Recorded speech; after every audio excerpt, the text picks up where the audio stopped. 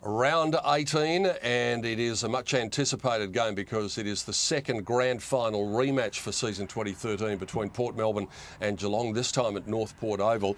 Earlier in the season, Max, Port Melbourne had high hopes of getting some revenge on Geelong when they went down to Cardinia Park, and they got an awful touch up there. And the way the Cats are looking, they're entitled to be firm favourites for the flag in the VFL. Yeah, you'd think so. They're creating a real juggernaut, I guess you'd say, as Port had earlier. A few years ago, so it's going to be a really good matchup.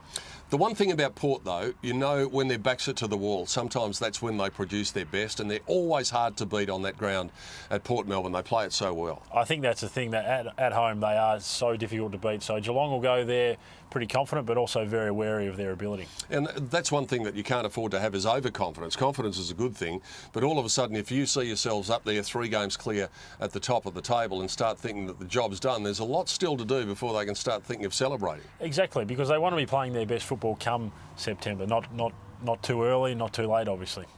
It's going to be a beauty. Hope you can join us. Our grandstand coverage, Port Melbourne versus Geelong, the second grand final rematch, as we said. Will it be a preview of this year's grand final? The berth to play Geelong, who seem quite assured to get there, is very much a crowded one at present. The other games going on in round 18, it is Essendon versus Frankston, and the Bombers are seriously going to have to bounce back because they got a touch-up last week at the hands of Box Hill. That's right, and they need to bounce back to cement that spot in the finals.